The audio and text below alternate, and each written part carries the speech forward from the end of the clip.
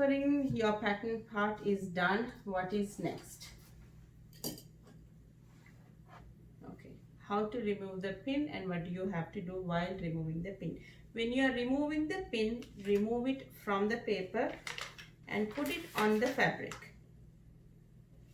Remove it from the paper and put it back on the fabric.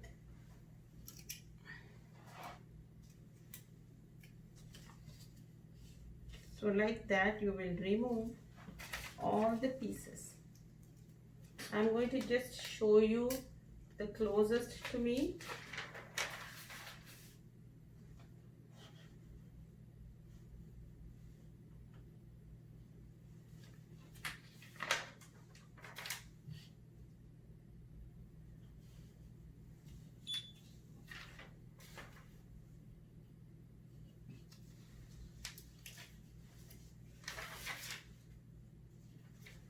Okay.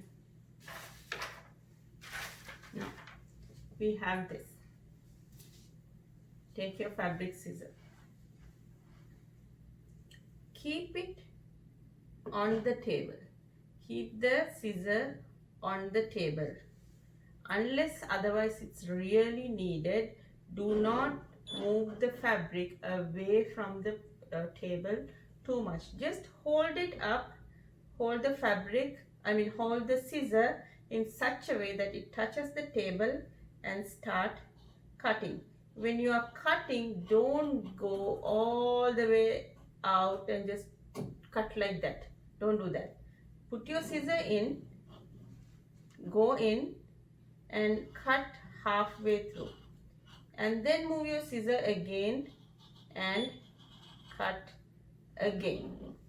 Do the same thing. Let me show you here.